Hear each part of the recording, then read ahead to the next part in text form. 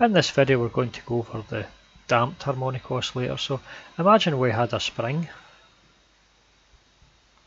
and at the end of the spring we've got a mass, and the spring's connected to a fixed point there. Now we've seen from the previous video that we can derive the equations of motion for this system using the Newton's second law. So we can say in this instance force is going to equal our mass times our acceleration. Now in this instance here we're going to assume that there's a damping factor in as well, so we'll assume that the mass sits in some kind of, let's say, a pot of viscous fluid. So the forces we're going to be involved is we're going to have a force due to the spring here, but we're going to also have a force due to the viscosity in this fluid, so we'll just call it D for damping. Okay, so the idea is we take the spring, and if we move the spring in that direction, and that's the positive x direction, then let it go, the spring will spring back, so the mass will come back, compress the spring, and potentially oscillate the mass back and forward, but the oscillations will be damped with this viscous fluid. Okay, so we can say that these forces are going to equal our mass times our acceleration. Now we've seen the spring force can be written as minus k times x, so the idea is if you move the mass in this direction here, then there's a force that tends to pull it back in that direction. Now you'll know that yourself from just trying to stretch a spring. So the force pushes tends to pull the mass back in that direction. So the direction of force is negative, so it's the negative x direction, and it's directly proportional to the distance that you actually try to stretch the spring. And the constant of proportionality is the stiffness, which is the k factor. Okay, so it's minus kx.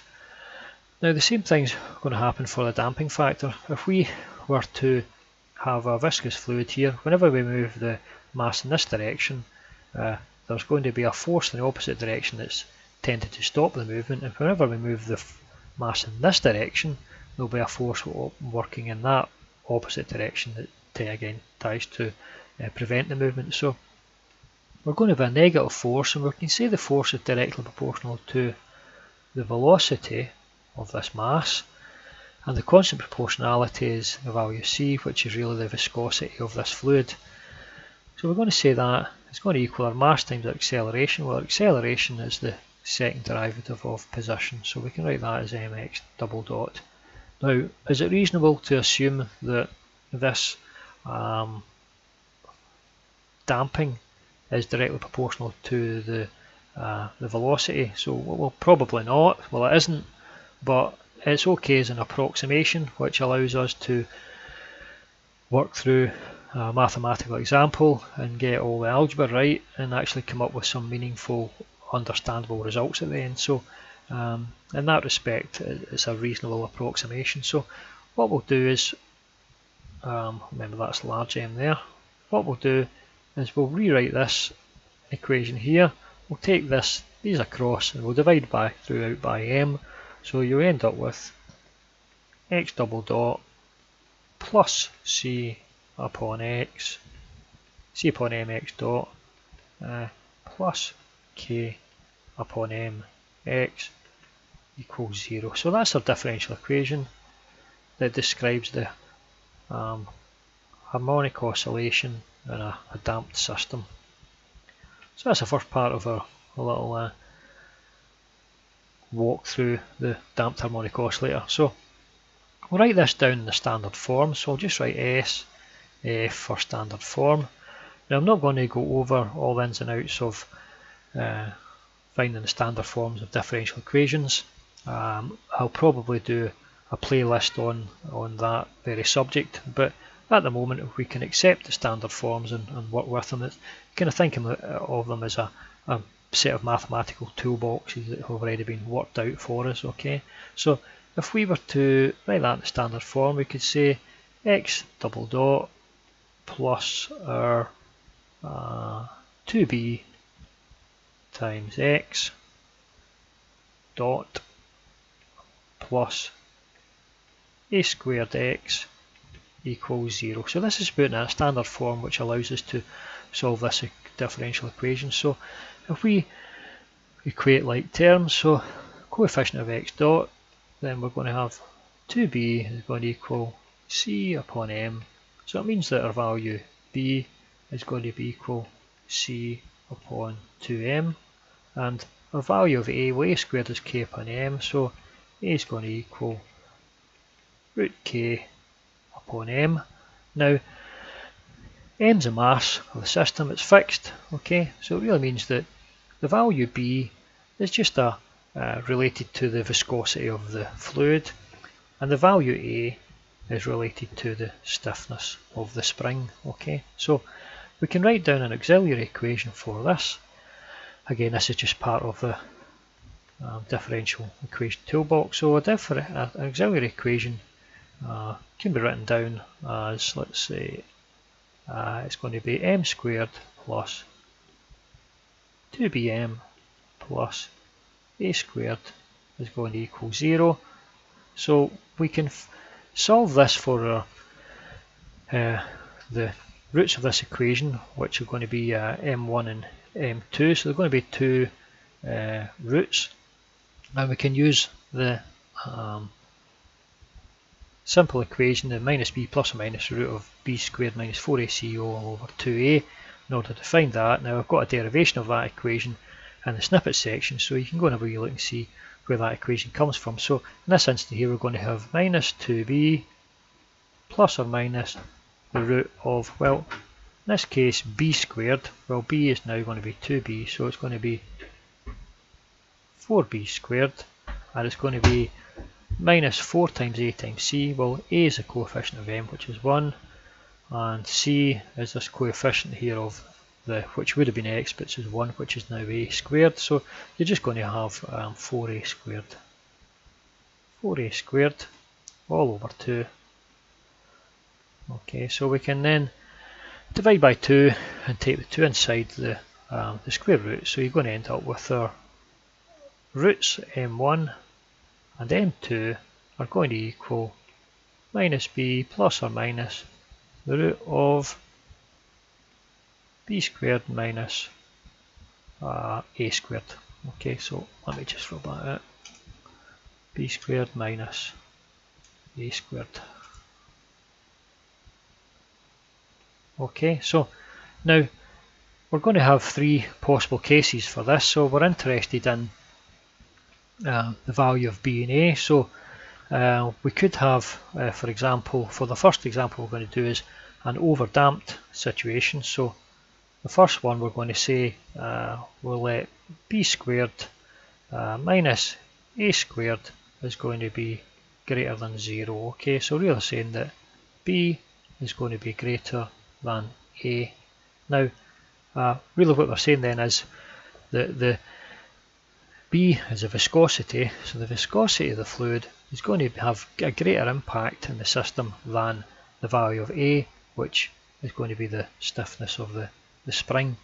So if we put our values in, we'll note there then just a little bit of algebra that m1 and m2 are both going to be less than 0. Okay, you can convince yourself of that by putting in values of b and a and checking out and seeing that you always get a value m1, m2 going to be less than 0 in that instance there. Okay, so I won't go through that algebra. You can just have a little look for that for yourself. Okay, and now the general solution, I'll just call that GES for general solution. Again, this is part of our differential equation toolbox. Is going to be in the form of x is going to equal c1e to the m1t plus c2e to the m2t, and we're going to put in our initial conditions. So I'll just put in IC for initial conditions. So initial conditions are, well, at time t equals 0 we're in equilibrium position, so the value of x is just the x0. x0 is the equilibrium point. Okay, so the spring is just sitting still and the mass is sitting still and there's nothing happening. Okay, so that means that the velocity of that mass there, dx by dt, is also going to be equal to 0. So if we put in these into the above, we've got to solve for C1 and C2. Now, I'll only do it for one of them because it's just a bit of bulk algebra. So if I do it for one, and then you can always do the second one yourself. So we can rewrite these. We can say that we know that at t equals 0, then from above, if t equals 0 there, then when t equals 0 at that point there is going to be e to the 0, which is 1. Again, there we have e to the 0, which is 1.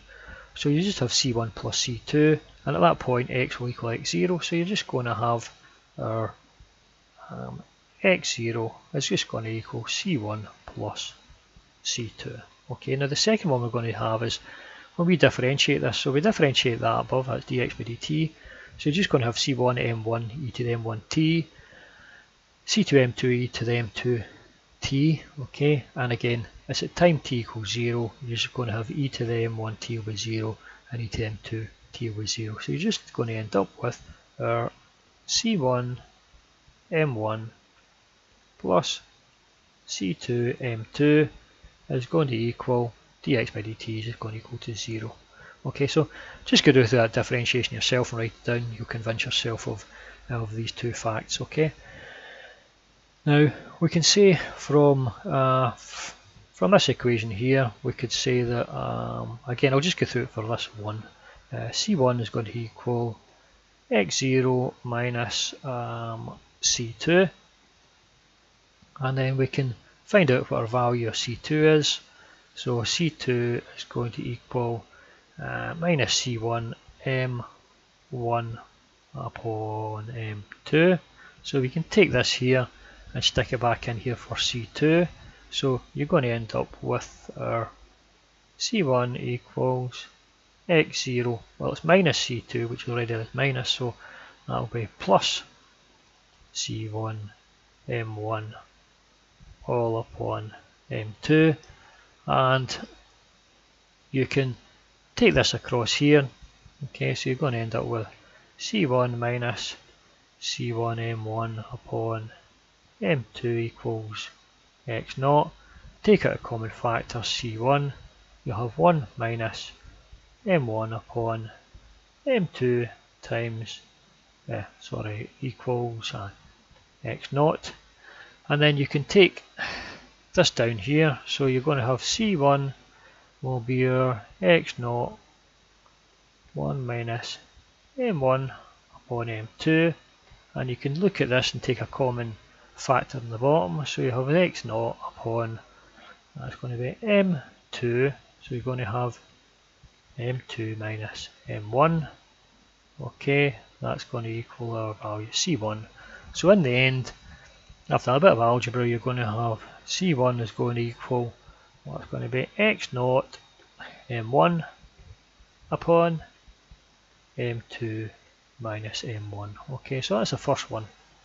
Now I'm not going to go through and do the derivation for the next one, it's just algebra, so we can put the next one and I'll write it for you. It's going to be c2 is going to equal our x0 m2 upon m1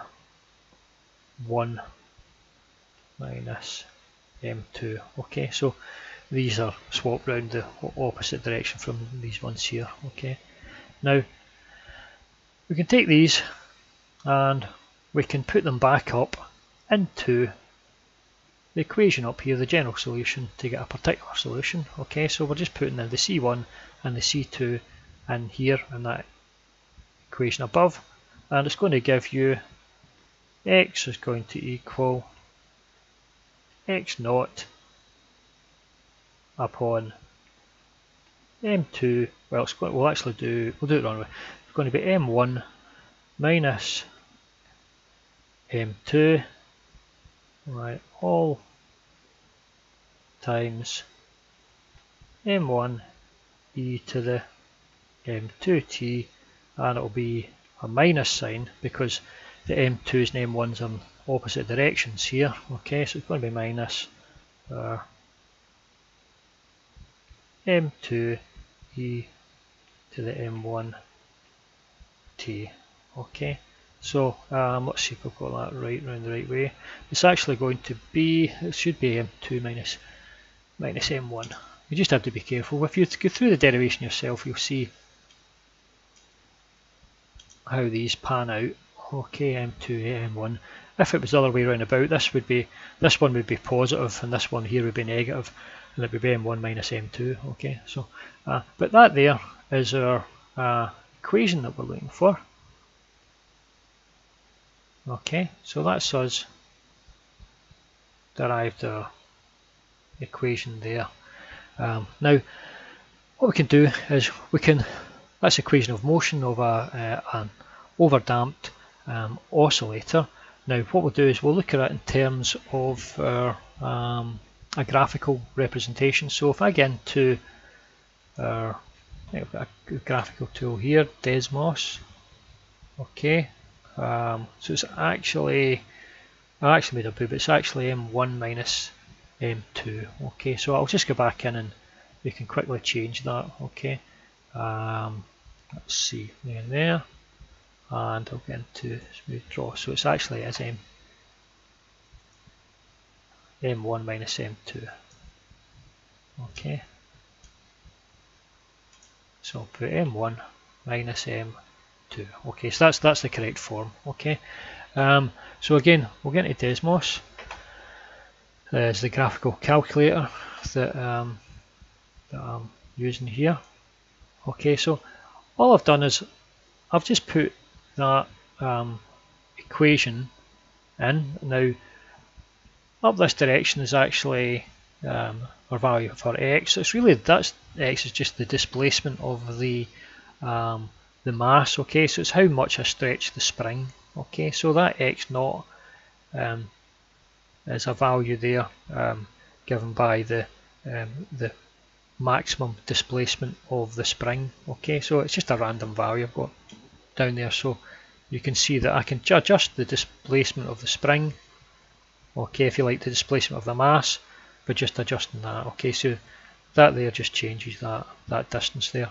Okay, now we've got our values for our M1 and M2, and we've got the equation written down there, which is the equation that we've just derived. So if I was to just take one of these, and let's see if we can press play.